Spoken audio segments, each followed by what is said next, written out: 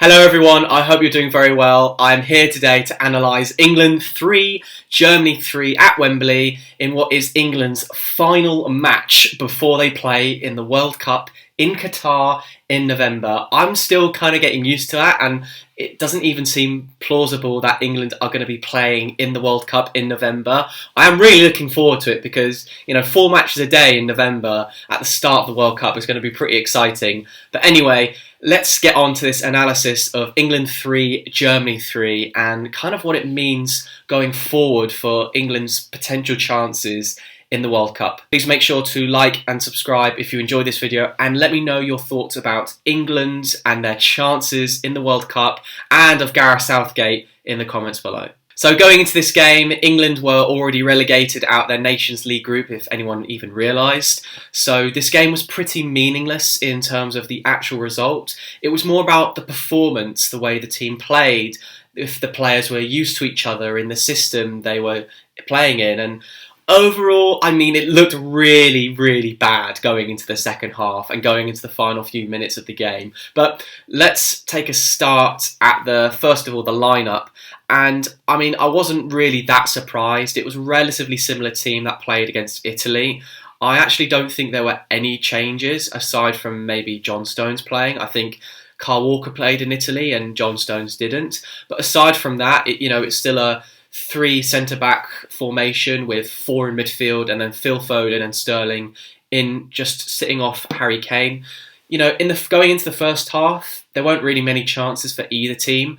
I think the best 2 chances came from Sterling. He tested ter Stegen, maybe could have done a little bit better, but the game really livened up in the second half when Germany were awarded a penalty after a horrific foul from Harry Maguire. Now, one of Gareth Southgate's attributes as a manager is that he is fiercely loyal, and I do admire that in many ways, but it is so painful to see Harry Maguire just fall off a cliff completely from his days at Leicester and his early start at Man United. He's just been playing so badly, and that kind of moment he concedes the penalty encapsulates that, where he receives the ball, it's a poor pass from him, and then he so clumsily challenges Musiala, who, by the way, was excellent for Germany. At 19, looks such a hot prospect and could have played for England, but decided to play for Germany. But alas, it's just what it's meant to be, really. Musiala wins a foul in the box, and Gundogan scores to make it 1-0. And then when Kai Havertz makes it 2-0, I think a lot of people, including myself, were really worried about England and the way the crowd were turning. It just looked really ugly, and it looked like, only some miracle was going to save Gareth Southgate in England and kind of save their blushes going into the World Cup. But to Gareth's credit, his substitutions did kind of change the game. Bringing on Luke Shaw and bringing on Mason Mount, or no, not bringing on Luke Shaw, sorry, bringing on Mount and Saka changed the game to allow Luke Shaw and Mason Mount to score. I think what Mount and Saka brought was just that energy and the ability to run into space and run off the ball and give players a chance to find different passes. Saka and Mount constantly running off the ball, and Mount was rewarded for his goal, and he deserved it. When he came on, he looked really energetic, really lively, and showed a lot of promise. And for England to come back from 2-0 down to make it 3-2 does show that this England team still have a lot of spirit and fight within them, which is promising to see at the very least. Of course, though, Nick Pope made a really bad mistake, and Kai Havertz made it 3-all. Pickford will be fit in time for the World Cup, and I think no one thought that Pope would be the number 1 going into the World Cup, but it's just not great for his confidence that, he's made that massive mistake. But Pickford will be number 1 anyway, because as we know, like I said earlier, Gareth Southgate is fiercely loyal. And to be fair to Pickford, similar to Olivier Giroud actually, he's just one of those players that just plays better for his country than for his club.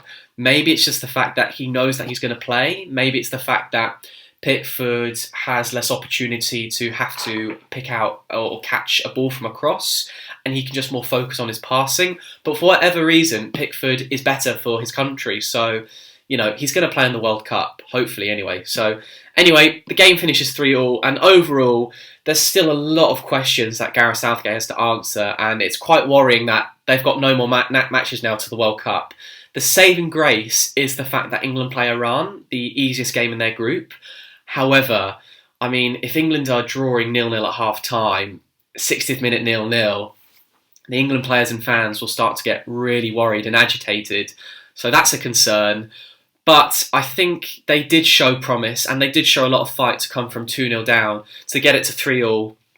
Unfortunate way to make it 3-3, but you know, in the end, England showed some promise, and like I said, there's still a lot of questions for Gareth Southgate to answer, but at least they showed some fight, and at least they scored from open play. It wasn't just another Harry Kane penalty, which he scored, by the way, amazing penalty. I think he's now 2 goals away from Wayne Rooney's record, which is phenomenal. But England finally scored from open play, which is fantastic to see. So overall, I'm still worried about England going into the World Cup going forward, but at least they showed some promise and signs that, well, they can compete and score from open play.